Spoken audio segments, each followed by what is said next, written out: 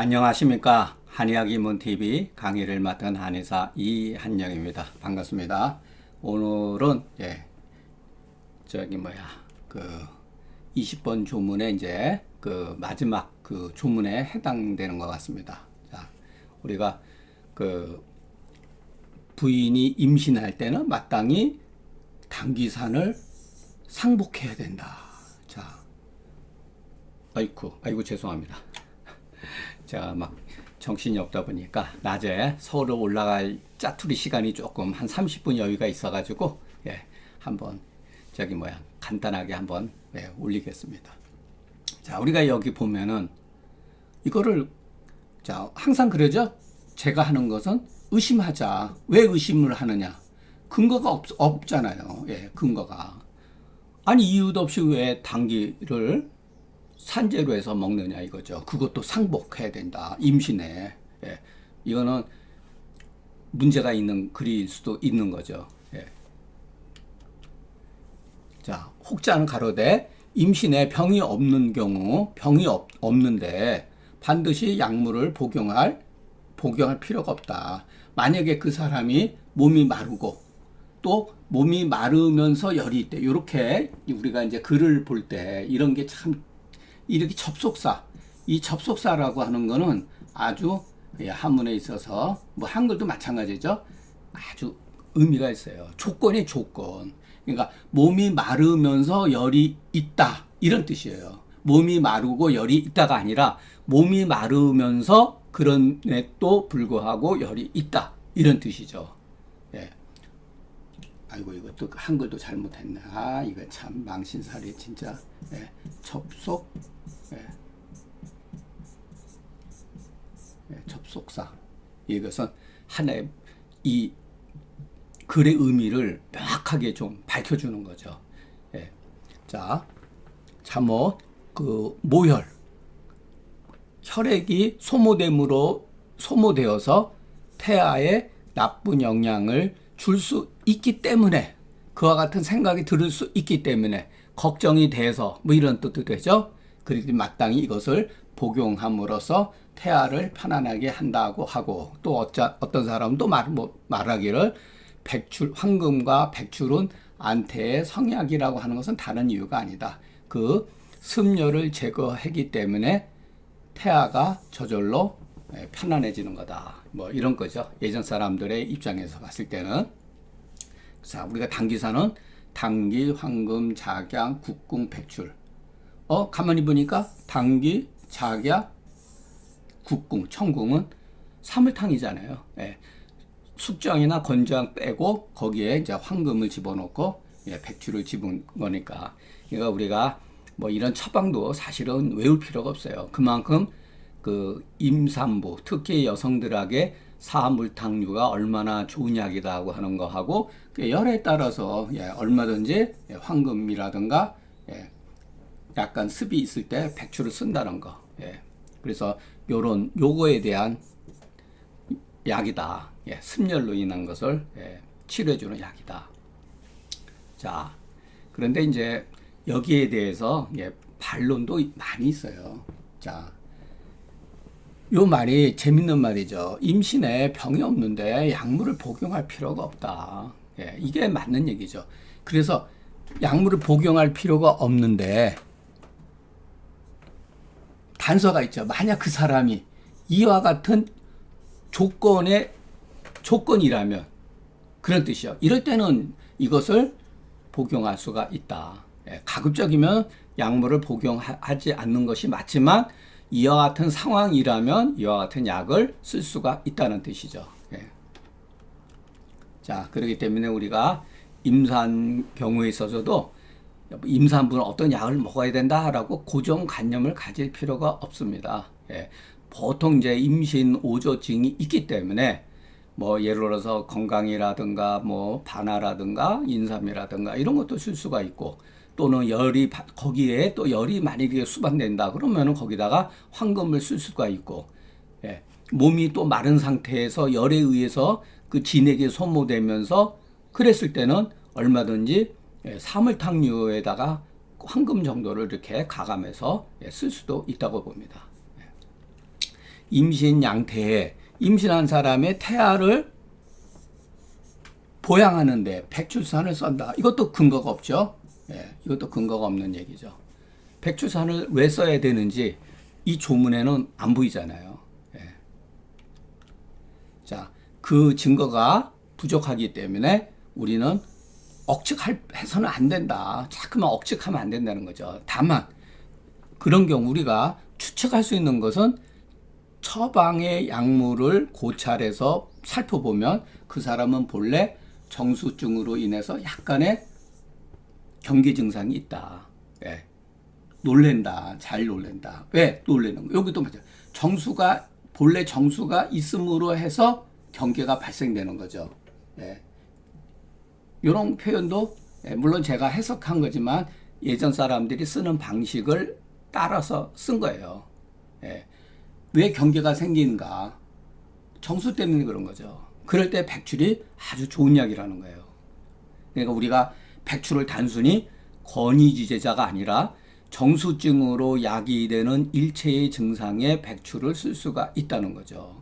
예, 영계출감탕에도 백출이 들어가잖아요. 영계감조탕에도 뭐 들어가는 경우도 있거든요. 예, 그게 전부 다 정수로 인해서 동계 증상이 발생이 될 때 백출이 아주 훌륭한 약이다. 예, 백복령하고 백출은 정말로 궁합이 굉장히 잘 맞는다. 이 경우 임산부를 치료하면 보양하면 반드시 양태가 된다. 예. 자, 외대비 그 백출산은 외대비에서 백출, 국궁, 촉숙, 그 모려 이렇게 나와 있는데 여러분 이 촉숙이 이 약간 그 단순히 우리가 번조라든가 어떠한 그 약간 흥분됐을 때 요동치고 그런 것보다 더 심할 때 이 촉숙을 쓴다는 거예요. 예, 촉숙을. 이거는 분돈 증상에서도 약간 그 번경 발광할 정도로 한다는 거예요. 모료는 우리가 보통 이제 그 모료에 쓰는 것도 진심, 안심 이런 작용이 있죠.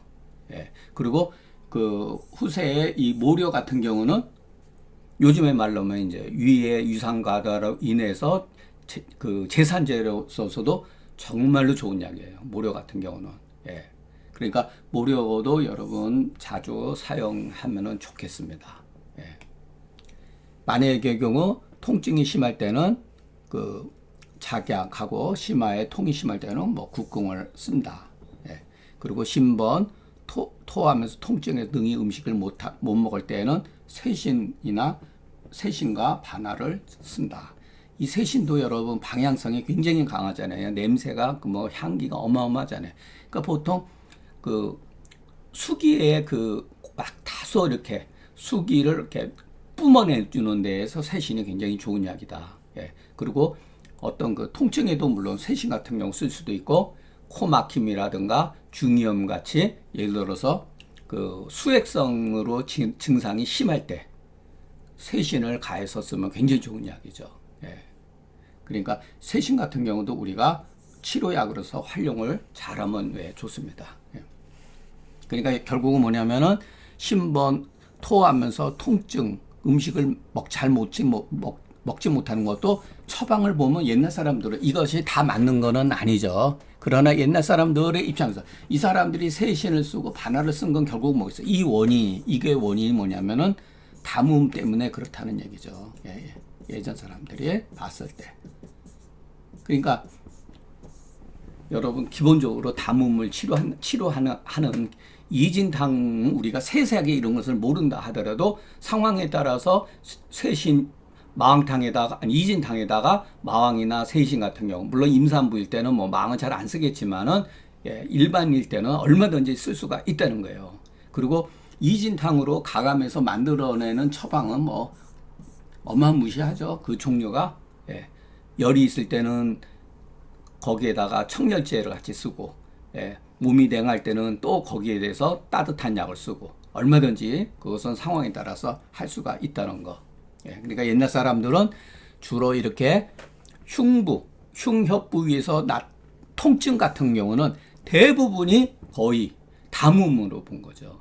거기에 담음에 협렬이냐 협판이냐 이걸 가지고 했다는 거예요. 그러니까 이진탕의 활용이 참 뛰어난 거죠, 여러분. 그러니까 주담계가 그 이진탕의 그 명인이라고 할 정도로 한 것은 우리가 배울 만한 거예요. 그러니까 득의한 거죠. 이분들도 마찬가지로 주담계 같은 분도 그 고방에 대해서 깊이 연구를 했다는 거예요. 그러니까 이러한 담음의 모든 괴병은 담음병이라고 하는 것은 우연히 그 주담계가 이렇게 말한 게 아니라 상한론과 금계요략에 얼마나 많이 이거에 대해서 계속해서 지적해 왔습니까? 예. 거의 심통은 그냥 거의 담음 치료다, 수병이다 이렇게 인식할 정도로. 다만 그 상황에 따라서 쇠신을 썼을 정도 되면은 통증이 조금 심한 거죠. 예. 백복령이나 뭐 이런 정도 가지고는 이게 치료가 안 되니까 사는 거지. 이거 쇠신은 정말로 그냥 향기가 엄청나기 때문에 발산작용도 강하잖아요. 이런 거는. 예. 그리고 이제 우리가 마왕 세신 부자탕에서도 세신의 역할이 그 수기가 침착돼 있을 때 강하게 뿜어주기 때문에 통증도 어느 정도 완화시켜준다고 봅니다. 관절에 습이 많을 때는 세신을 응용해서 쓸 수가 있다는 뜻이죠. 심기실. 자, 이게 도대체 뭐냐 이런 소리죠. 부인이 그 상태에 여기서는 옥함에서는 태라는 말이 좀 문제가 있잖아요, 그죠? 상한이 이렇게 쓰여졌다. 그러니까 어떠한 그 외감에 의해서 태아에 약간 문제가 생겼을 때 뭐 이렇게 써도 됩니다. 그러니까 몸을 회신한 상태에서 참 난감하죠. 복만하고 소변이 불리하고 허리 아래로 부종감이 있어서 마치 수기와 같은 상이 있는 경우 임신한 7월에는 태음이 당양이어는 참 이게 잘 나가다가 정말로 이런 글들은 멋진 글이죠. 잘 나가다가 여기에 대해서 나름대로 병리적인 해석을 쓴 거예요. 이런 게 전부 다 후세 문자라는 거예요. 후세의 그 주의 문자라는 거예요. 그러나 과연 이것이 합당한 말이냐?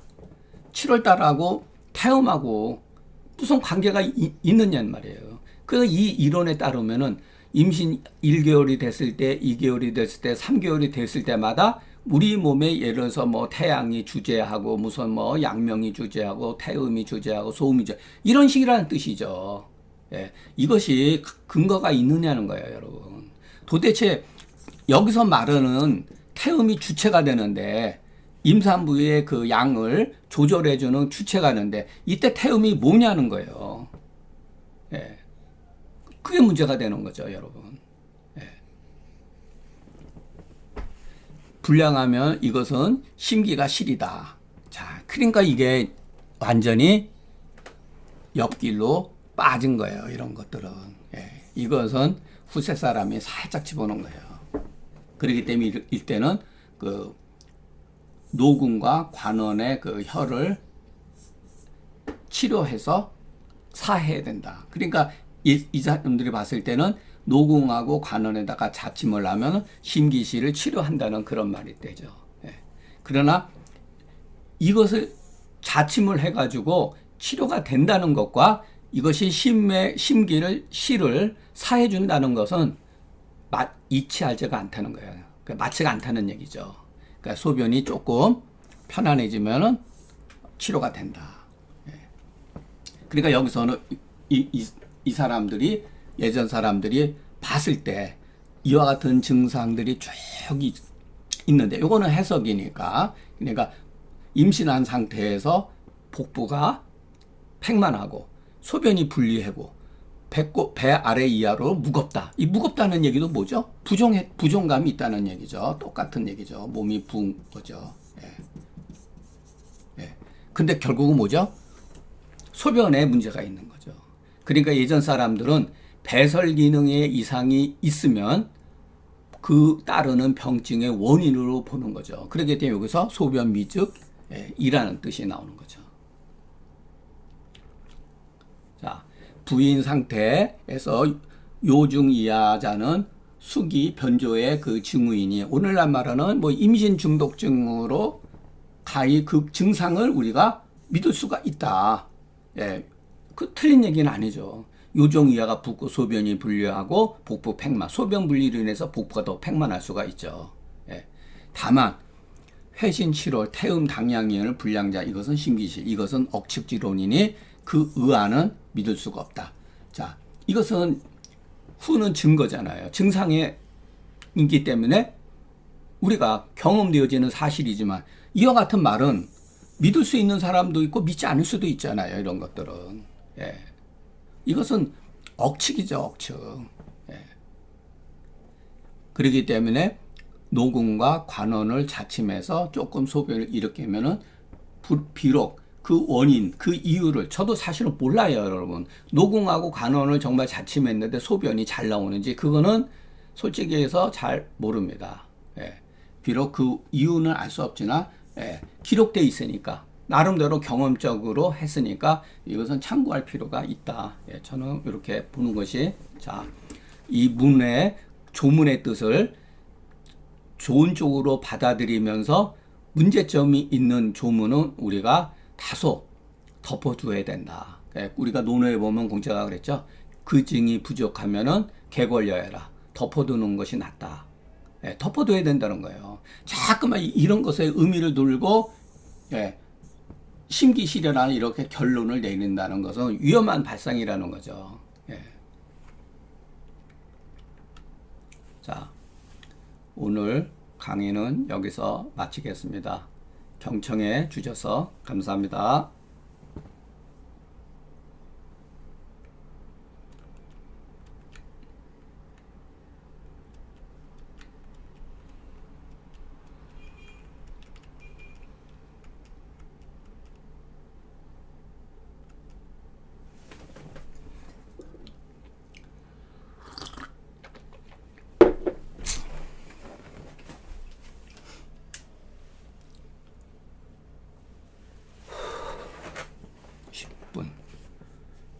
10분, 10분에서 30분, 10분 먹고 밥 먹고